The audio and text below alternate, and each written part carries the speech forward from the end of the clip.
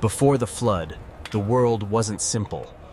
It was organized, strong, violent, and completely distant from God. Wickedness became normal. In this setting, a man receives a direct warning from the Creator. All of humanity will be destroyed by water. Not in centuries, but within the span of a single lifetime. While everyone follows their routine, he begins to build the ark. And with each passing day, the end approaches, unnoticed. These are the days before the flood. Before continuing, leave a like and subscribe to the channel. Now stay until the end because what comes next is not told in common books. Noah. The days before the flood that were never told. A city awakens with the noise of hammers beating against heated metal. Forges function since dawn near the Euphrates River. Tall men work bronze and iron with refined techniques developed over centuries. Antediluvian civilization flourished in Mesopotamia with technological progress impressive for its complexity. Caravans arrive carrying cedar woods from distant mountains. Merchants negotiate in standardized units established by an organized society. Boats navigate the Euphrates, transporting products between cities that grew rapidly. A single language connects all inhabitants, allowing integral transmission of knowledge between generations. But material prosperity hides a different reality. Violence increased progressively in the last decades. Murders happen with increasing frequency. Human life lost value while physical strength came to determine who survives. What was once wrong became accepted practice. Groups of men of exceptional stature control territories through intimidation. Descendants of lineages mentioned as Nephilim impose rules that contradict basic moral principles. Their influence spreads through cities where they exercise systematic cruelty against the weakest. Oppression created an environment where justice practically disappeared. In larger cities like Uruk, Ur, and Eridu, corruption penetrated all social layers. Leaders make agreements favoring only their own interests. Merchants use false measures.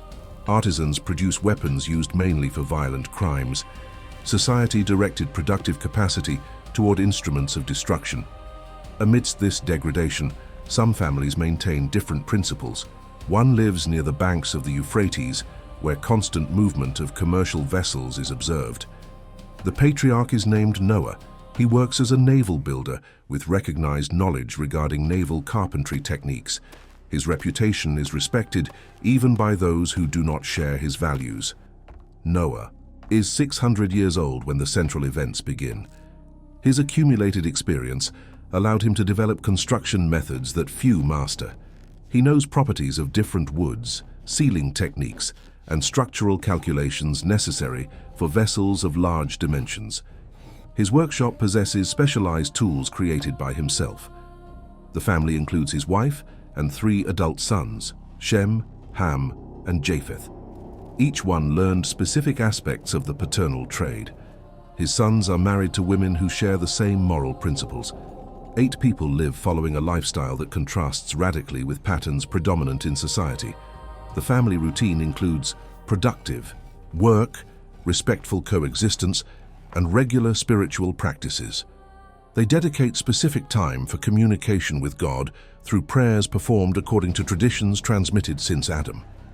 Fidelity to principles established by the Creator distinguishes them clearly from contemporaries. Noah observes daily the degraded behavior of people passing by his property. Merchants lie about product quality. Travelers carry weapons because they might be attacked. Armed groups charge unauthorized fees. Civilization developed impressive capabilities, but directed them toward destructive ends. What disturbs Noah most is the generalized indifference regarding God. The majority simply ignores any reference to the Creator. Some openly ridicule attempts to maintain spiritual practices. Humanity distanced itself progressively until a large part lives as if God did not exist. In this context arises divine communication that will definitively change the course of history. God decides to reveal to Noah information not shared with the rest of humanity. The decision results from prolonged observation regarding human behavior that reached unacceptable limits of moral corruption. The revelation happens during Noah's regular prayer. Alone in a reserved place, he experiences a form of divine communication different from any previous experience.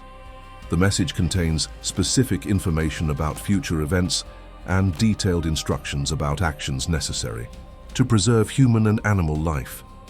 God informs that he decided to end all humanity through a global flood. Waters will cover the entire terrestrial surface, destroying completely the existing civilization. No human being will survive except Noah and family. Destruction will include all terrestrial animals not specifically preserved. The judgment will be total and definitive. Divine instructions include construction of a vessel with exact dimensions. The ark must be 300 cubits in length, 50 in width and 30 in height, approximately 135 meters in length, 22.5 in width, and 13.5 in height, built with gopher wood and sealed with pitch. Internal compartments will organize space according to specific functions. The revelation includes precise chronology. The flood will begin on the 17th day of the second month of the 600th year of Noah's life. The rain will last 40 days and consecutive nights. The waters will remain for 150 days before lowering. The ark will run aground on the mountains of Ararat. The complete process will take approximately 1 year. Noah receives instructions on which animals to preserve. Of every unclean species, 1 couple. Of clean species, 7 pairs. Of all birds, 7 pairs. Selection will not depend on direct human effort. The animals themselves will approach at the appropriate moment, following instincts directed by God. The revelation ends with an important personal responsibility. Noah must preach about the coming judgment while he builds. His message must warn about moral consequences of predominant behavior. The construction will serve as a constant visual warning during decades preceding the flood. But Noah receives an implicit warning. The preaching will not be well received. People will mock the warnings, considering the construction evidence of insanity. The society that rejected God will not accept messages about divine judgment. Noah returns home carrying information that will transform his life. He faces the challenge of communicating revelations that seem impossible even for people who maintain a relationship with God. The magnitude of the destruction surpasses anything that has ever happened in history. The first family reaction is astonishment mixed with confidence. They have known Noah for centuries and know he does not invent stories. His integrity guarantees credibility, even when content seems impossible. The spiritual experience prepares them to accept revelations that contradict normal expectations. Preparations begin with the gathering of necessary resources. Noah estimates needing thousands of logs of gopher wood. Obtaining requires negotiations with suppliers from various regions. The process must be gradual so as not to arouse excessive curiosity. Very large purchases would call unwanted attention. The location is chosen strategically. The ark must stay near the river to facilitate transport of heavy materials. At the same time, it needs to be visible to serve as a warning. The property offers sufficient space and adequate access. Hundreds of people will pass daily observing the progress. Noah develops a detailed schedule distributing work over 40 years. First years for obtaining. Materials and preparation. Construction will occupy most of the time. Final years will allow finishes and preparations to receive animals. The planning considers time for simultaneous preaching. The first attempts to alert people are received with polite indifference. The majority considers his words irrelevant religious speculations. The idea of complete destruction provokes open laughter. The perspective of waters covering mountains is considered absurd. The crowds classify Noah as a visionary who lost contact with reality.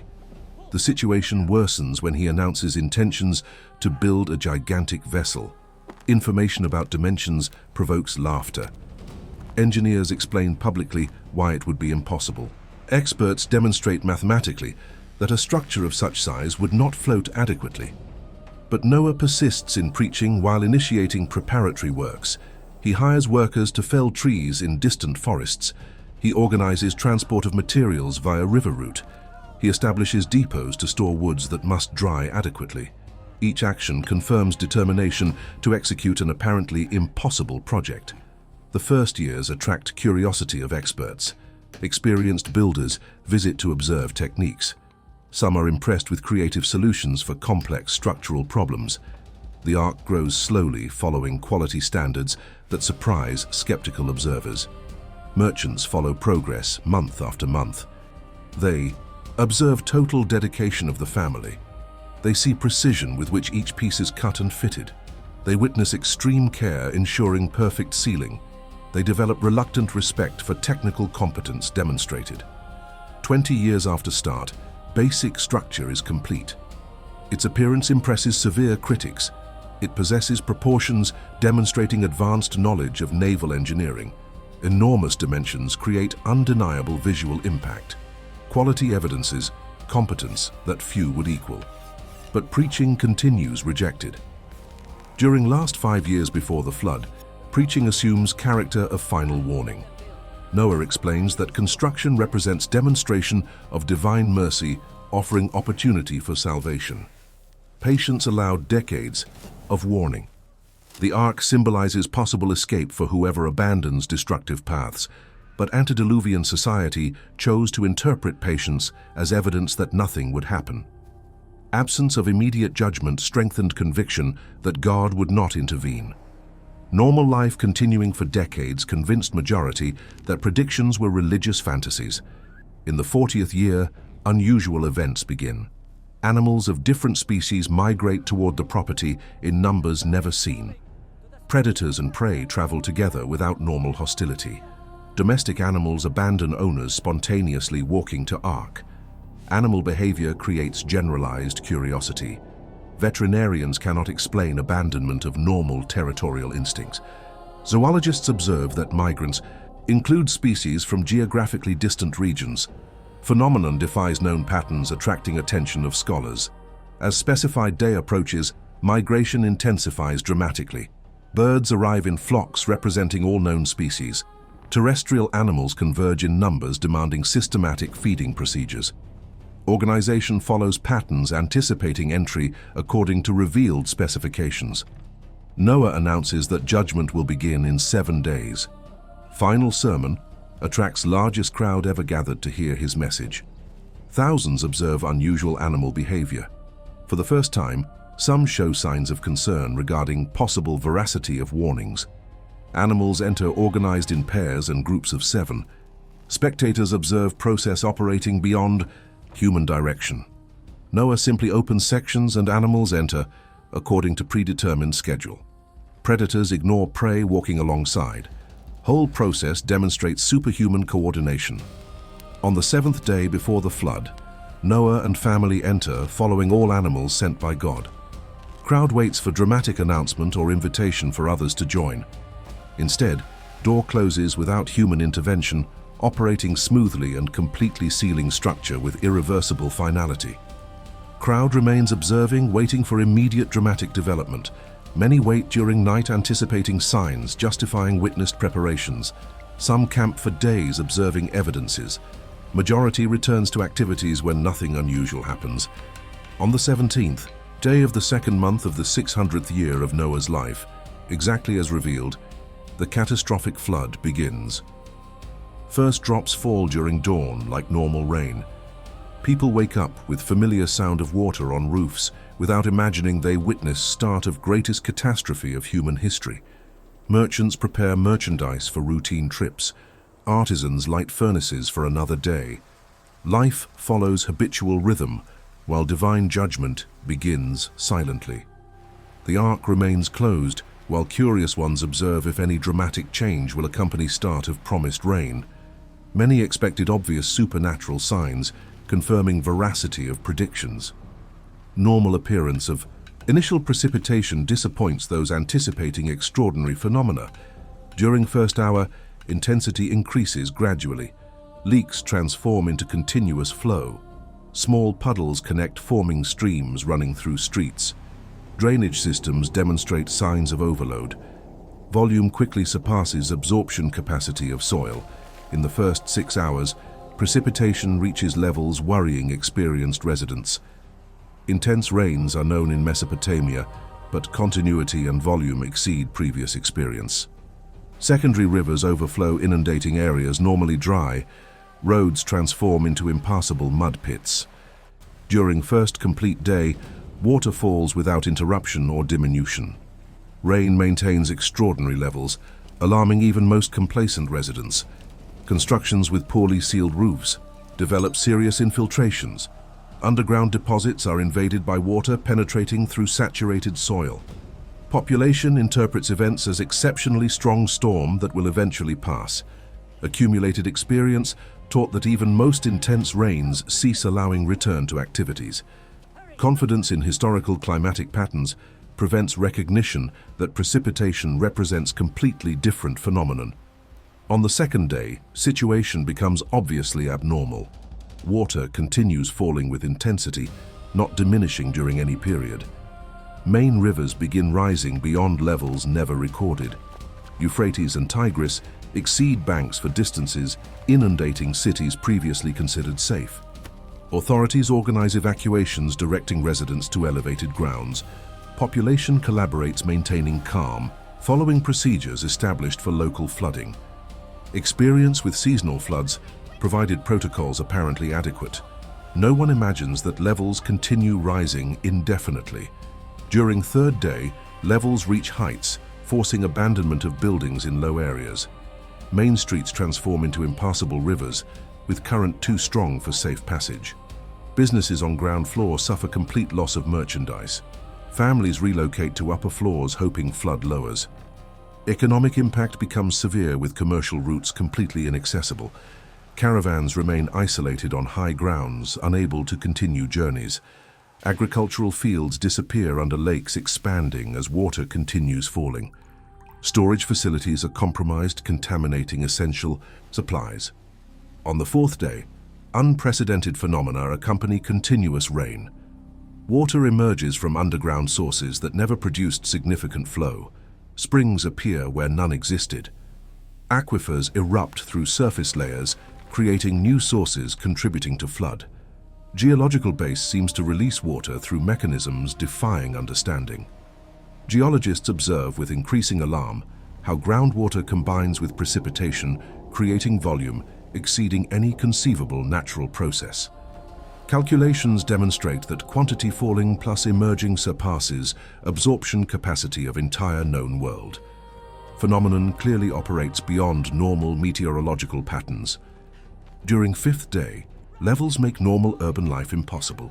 Ground floors of all buildings in low areas are completely submerged. Citizens evacuate to higher structures, carrying only essential possessions. Public services cease as infrastructure becomes inaccessible. Communication between cities breaks down. Panic replaces organized responses as people realize flood shows no signs of stopping. Traditional management strategies prove inadequate for situation escalating beyond historical precedent. Social order deteriorates with scarce resources and uncertain perspectives for survival. Some groups try to reach Noah's property, hoping predictions about escape vessel offer salvation. But Ark remains sealed without visible means of entry. Desperate families camp around supplicating admission while water continues rising. Sight of sealed Ark creates psychological impact, finalizing perception regarding reality of catastrophe. On the sixth day, water covers vast areas, sustaining prosperous cities and agricultural regions. Ancient settlements disappear under flood without borders. Cultural landmarks defining regional identity are submerged. Knowledge accumulated by generations disappears as libraries and learning centers are swallowed. During first week, it becomes clear that no area of known world will remain above water. Mountain peaks previously safe begin disappearing under waters, not respecting geographical borders.